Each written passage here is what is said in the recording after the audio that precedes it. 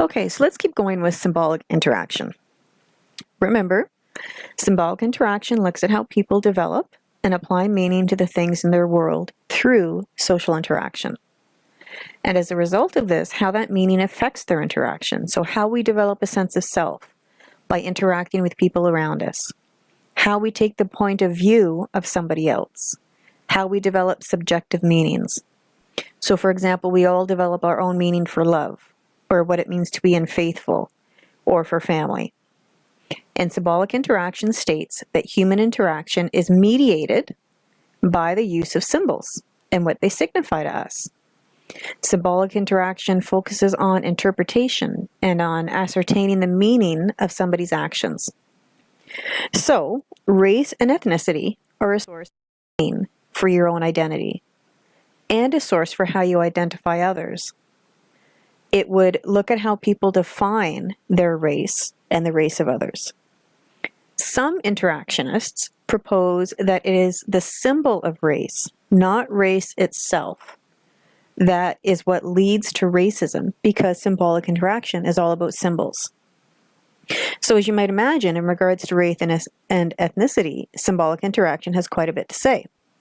Make sure you read the example in the text about this, about John Lee, who was born in Korea, moved to Japan, moved to Hawaii, and then to the mainland of the States, and how all of this affected his perception of his self, specifically his perception of his own ethnic identity, how he defined his own ethnic identity.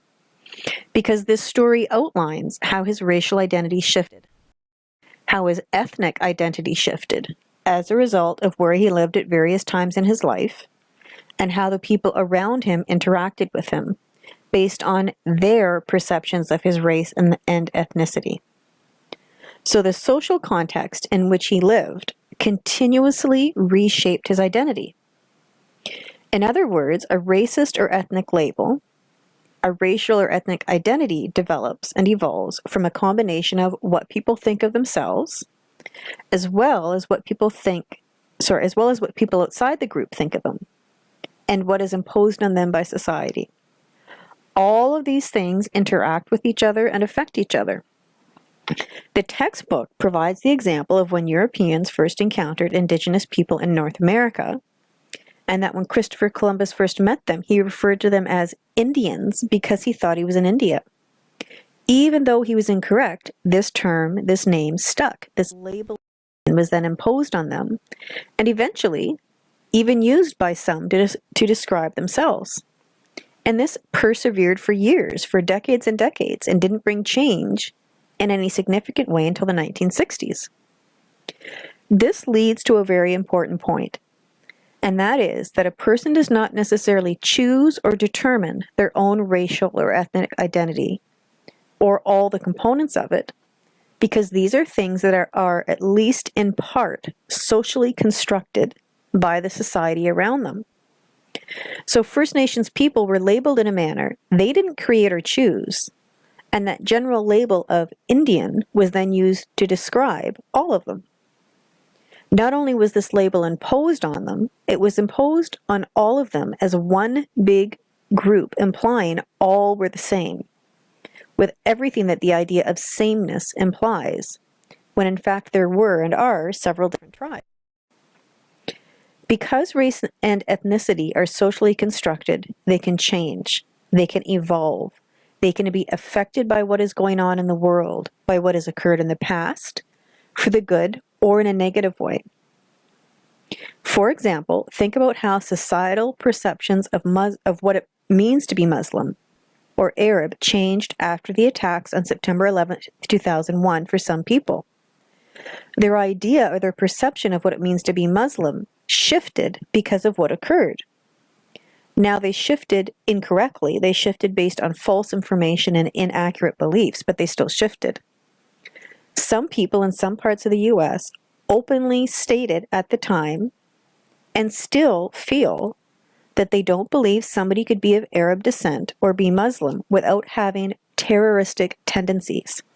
They equated the two together. There was suspicion about the religion. they were not viewed as part of mainstream American society or as wanting to be part of mainstream American society.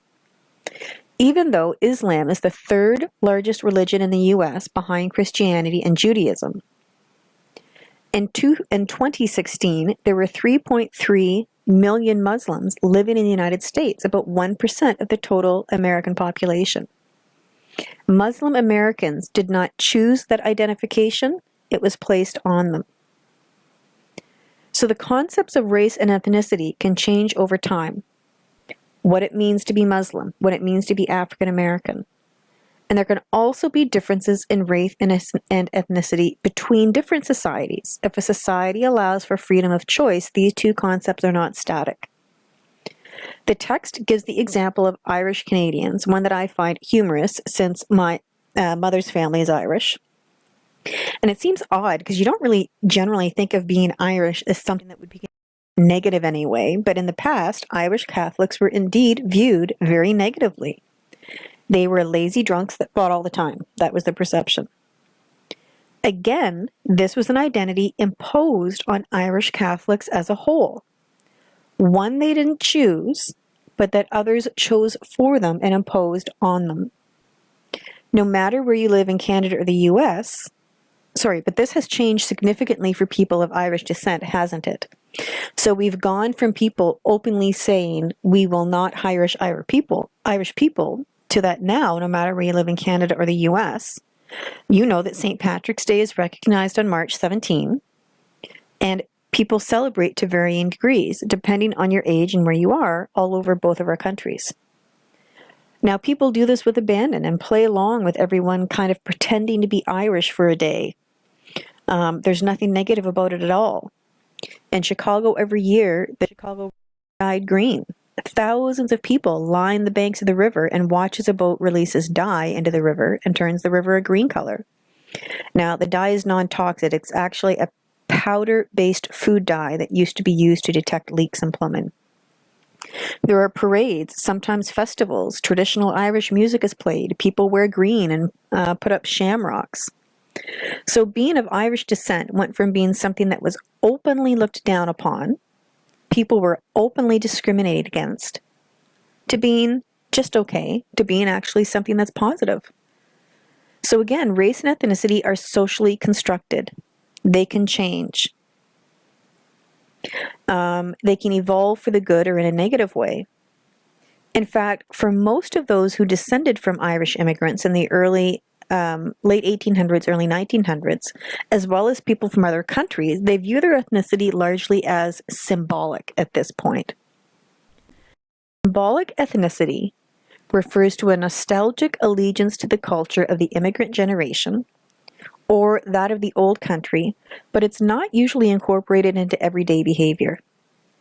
So you take pride in cultural tradition. A symbolic ethnic identity, even if one does not integrate all of the traditions, beliefs, and values of that ethnicity into their everyday life. So, for example, my family is proud of the fact that our relatives came here from Ireland.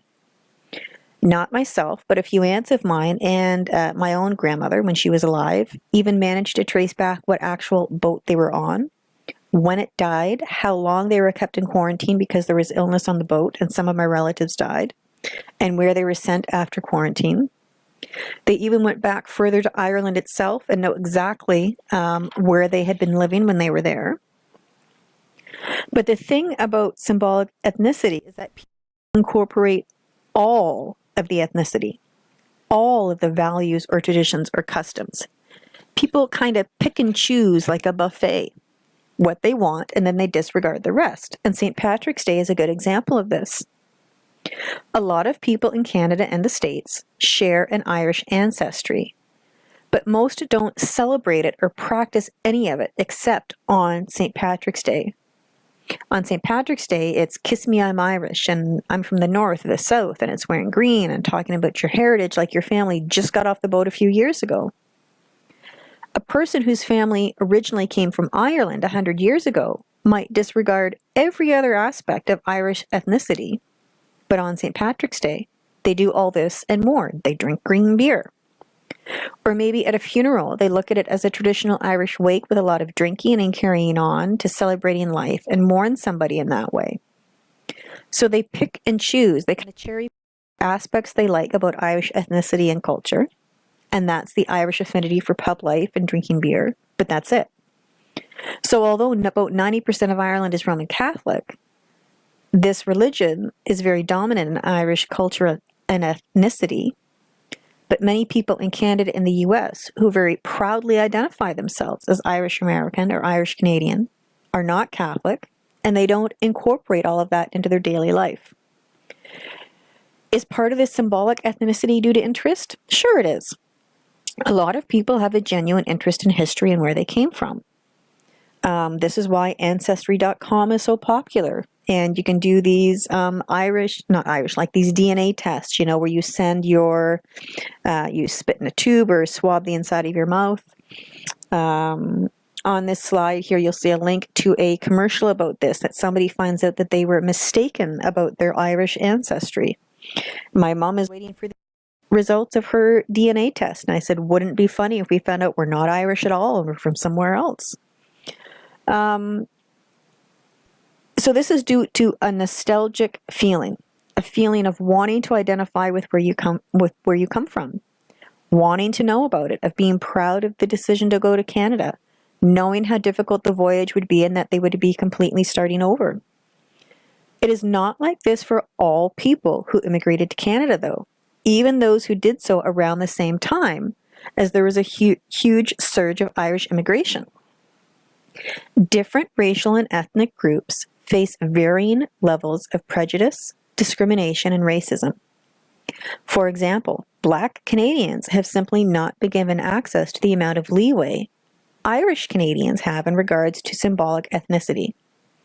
Yes, they have the choice to be proud, that's not an issue.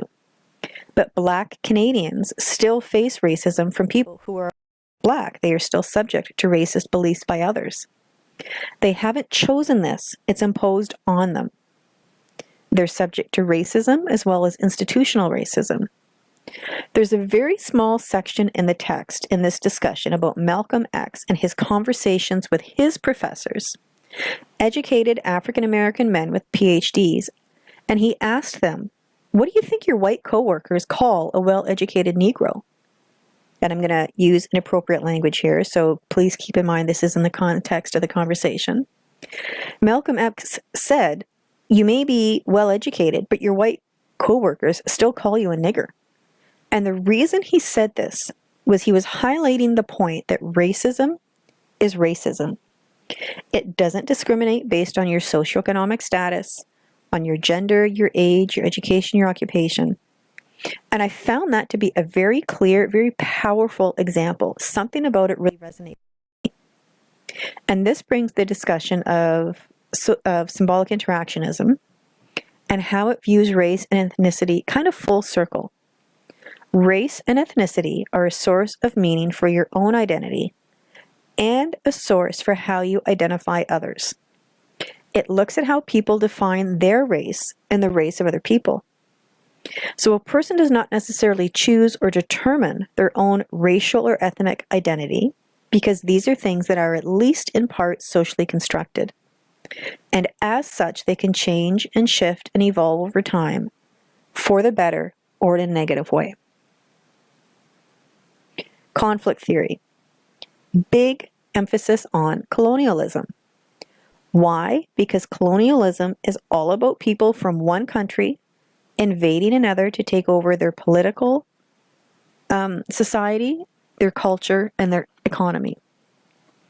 Colonialism is all about the domination of one group by another, the inequality of one group of people for the benefit of the other. And isn't that conflict theory in general?